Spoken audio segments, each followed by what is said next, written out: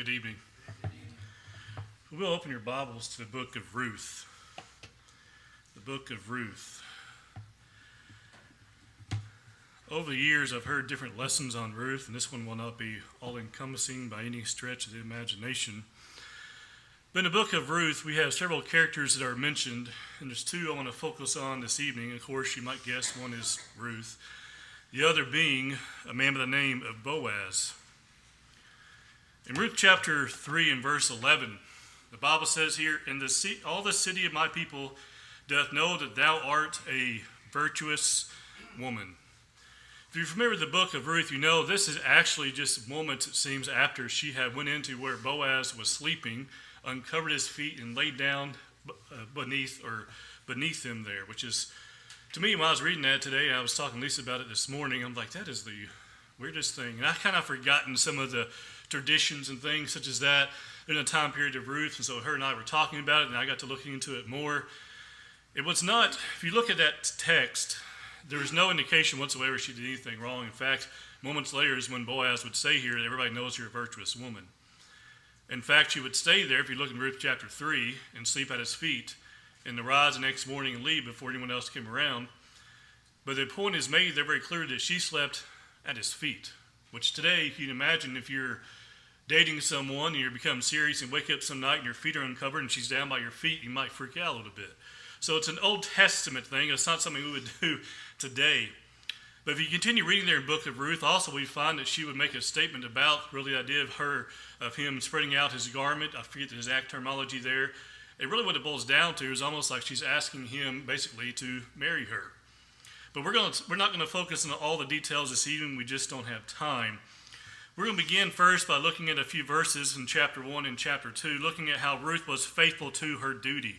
You know much about Ruth. She married the sons of Naomi, if I remember correctly, or one of her sons rather, and he died. And then it was Ruth and another, again, my mind is foggy today. And her two daughters-in-law, Ruth being one of them, would travel with Naomi to another land that was supposedly had bread because there was a great famine taking place. And she encouraged them to go away, not to follow her because she has no more sons that they could marry. Because in the Old Testament, one of the common laws was the idea that if a son marries a woman and he dies and he leaves her no children, the next brothers to come in and to marry her. Well, she had no more sons. And so she tries to send them away, and one of them does, and Ruth, however, says, no, I'm going to go with you. We know the familiar statement that wherever you go, I'll go, and, whatever God you serve is God I serve, that type of thing. I'm paraphrasing a lot here this evening. But if you look in verses 16 and 17 in Ruth chapter 1, we find this idea, and also in chapter 2, verses 2 and 3. Ruth did not allow hardship to excuse her from responsibility. She lost a husband. Her mother-in-law was also a widow. There was a famine in the land, but if you read through the book of Ruth, it's only 4 chapters, I encourage you to do so. It's really quite interesting because Ruth is one that really it seemed in many ways that nothing really fazed her. She went out and did whatever needed to be done. If you read there in the book of Ruth, you read about her going out and gleaning in the field. We know that she happens to meet Boaz, which is quite interesting. Maybe that's providence, I don't know. And then he takes care of her, right? He would tell his servants, well, I'm going to hit myself. We'll come to that in a second. Anyway, so after the death of her husband, she remained devoted to Naomi. Her words in Ruth 1, 16 and 17 show that her commitment was not shallow, right? Whither thou goest, I will go. Thy people shall be my people, and thy God, my God. On the surface, you think, your God will be my God? But it becomes pretty clear that she is a virtuous and a godly woman herself. The idea there is not the idea that she's just going to do whatever Naomi does. It's that she is dedicated and determined to help out her mother-in-law. And she was not simply going to be one who goes away. When they arrived in Bethlehem, Ruth did not expect others to provide anything for her. She went to the fields to glean in Ruth chapter 2 and verse 2. Let me now go to the field and glean ears of corn. She didn't wait for someone to help her. I'm thinking about it this way. She didn't wait for someone to come and give her a handout. She just got to work. She did whatever needed to be done, right? And so when I think about this idea, faithfulness to God is often seen in ordinary duties and the ordinary things. Sometimes we think when we do things that are quote-unquote ordinary, we think, well, it's no big deal. But yet doing ordinary things anymore, especially in the time period in which we live, they're not so ordinary anymore, are they? We demonstrate character when we fulfill our responsibilities, even when life is difficult. Ruth could have focused entirely on what she had lost, but instead asked, what can I do now?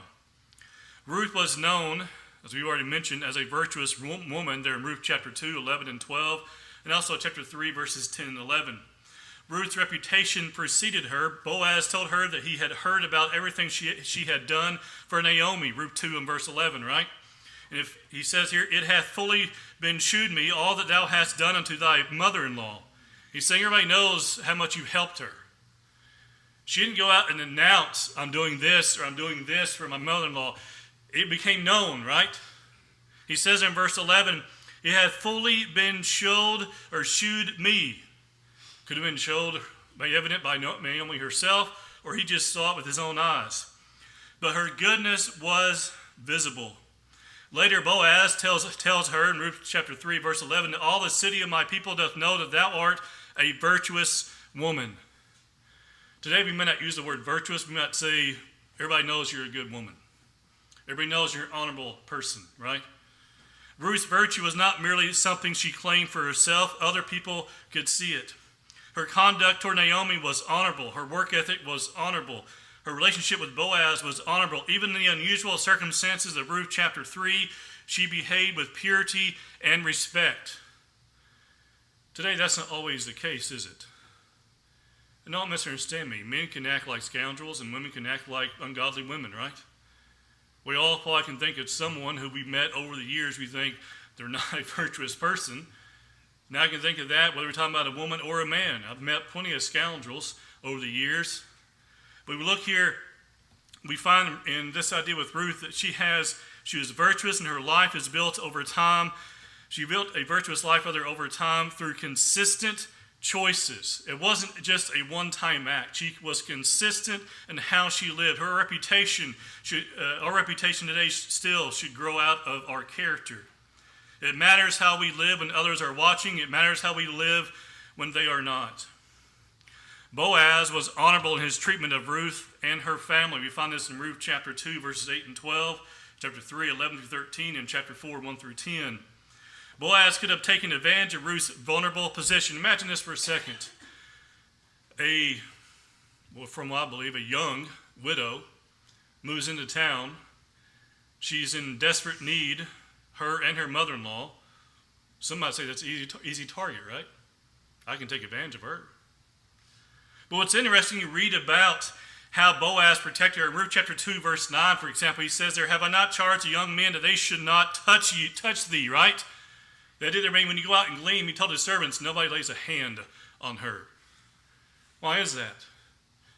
Because sometimes the guys do stupid things, right? And so he warns them there in verse 9, not saying his servants were wicked, but they made it very clear, nobody bothers her, right? There in verse 9. His kindness was not a manipulation. He respected her, right? Think about it, there were plenty of chances if you read through Ruth where Boaz could have done things that were wrong.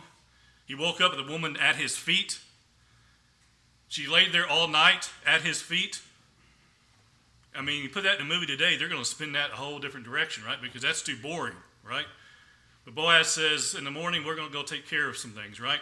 You continue to read through chapter 3 and chapter 4, we find that he was actually what we call a near kinsman. The idea being that he was someone she could marry and continue on the family name, right? That was the idea there. But he points out in I believe it's chapter 3, and then in chapter 4, we find he goes and handles this. He says, there's someone else who is near to me. We need to make sure that they are going to either fulfill his duty, because if he won't, then I can. He says, basically, paraphrasing, that's a legal way to do it. He has first choice, so to speak, right? Sounds kind of weird, but the idea is he's the next one in line. And we find in chapter 4, I believe it's chapter 4, that he goes and he talks to them. He brings elders to come there, and he sits down publicly, and he handles it in a public, direct, clear fashion, which means he removed any doubt about whether or not he handled it in the right way. Boaz was an incredible character in the book of Ruth. He did not take advantage of anyone. He cared for her. He looked out for her. So much so that we read about there how he would allow her to go in among those who were working among the sheaves and gather up all she had, right? Or gather up whatever she wanted. And that while he went to the gate and brought the elders in, he sent her back to Naomi with a whole bunch of barley, right? A whole bunch of feed for them, right? It was in the middle of a famine. That was an incredibly selfless thing to do because he cared about her. Again, his kindness was not a manipulation. He respected Ruth. In Ruth chapter 3, verse 12, he says there, "And now it is true that I am thy near kinsman, howbeit there is a kinsman nearer than I." We just referenced that, right? And he would go take care of that in Ruth chapter 4. True character is revealed when doing what is right costs us something, right? Ruth wants to marry Boaz. He did not seem to complain. He wanted to make sure, though, that it was done correctly. That's why he went in chapter 4, right? But he never, in any instance, did anything would show us that he was trying to take advantage of her or her trying to manipulate him, right? Take advantage of him. Instead, his attitude was essentially that he's going to do things the right way. As we close here this evening, again, we could talk a whole lot more about this. But I think I'll say the name Boaz much more. Somebody's going to get embarrassed. But Ruth and Boaz shows us two sides of godly character, right? Ruth teaches us to faithfully do our duty and maintain virtue regardless of circumstances. To do what is right, do what is necessary regardless of whatever else is going on. You know, that is, think about this. The basic idea there is it doesn't matter how hard times you face, there's never a right excuse to do wrong. There's never a right excuse to do wrong. Boaz teaches us to treat others honorably and to do what is right even when our personal desires are involved. She was a virtuous woman, and he wanted to make sure she was taken care of. We end with 3 questions to ask or to consider for ourselves. Am I faithfully fulfilling the responsibility that God has placed before me? Would those who know me describe me as a person of virtue? And when I want something badly, am I still determined to obtain it? Am I still determined to obtain it, and only in an honorable and godly way? Sometimes we want something very badly. It's very tempting to do whatever needs to be done, right? But we'll close with this verse, Ruth chapter 3, verse 11. "All the city of my people doth knoweth that thou art a virtuous woman." You know the thing about this way, I think probably everybody in the city knew what kind of man Boaz was too, right? He just never said it because it sounded kind of selfish. But Ruth knew. Naomi knew. When he came to the elders there at the gate in chapter 4, it became very clear what kind of man Boaz was, right? An honorable person. So again, we want to ask ourselves those questions, and if we are not doing those things, we want to address and change whatever needs to be changed. This evening, as you think about these things, we look at, as we have here on the screen, what we need to do to obtain salvation. As we said many times before, it's nothing we cannot do, but it is something we have to choose to do. So this evening, we can help you in any way. We're glad to do so. Let's get everybody stand and sing the song that's been selected.